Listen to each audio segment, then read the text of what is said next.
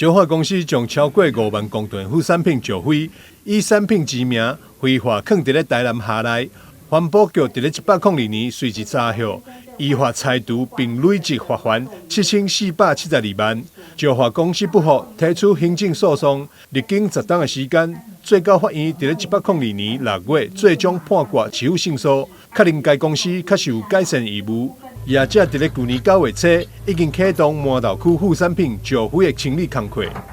麻豆渔翁案这个案子，我们在102年发现了，移送地检署侦办。哈，那地检署在102年是因为当时有人有这个目的机关出具它是产品哈，有县市政府认定它是产品哈，那所以依照当时候的法令哈，那废弃物清理法的法令是没办法确认它是违反废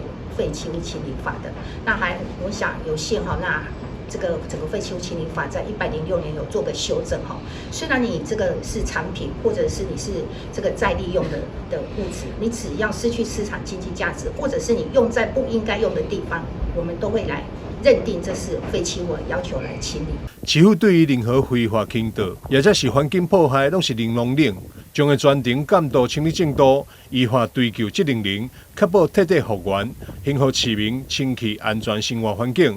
环保局强调，裁罚只是手段，目的在咧督促污染行为人善尽环境复原责任。市府将会持续调查，依法上班，并严密监督后续复原，坚守环境正义，守护市民的健康。台南新闻张世伟采访报道。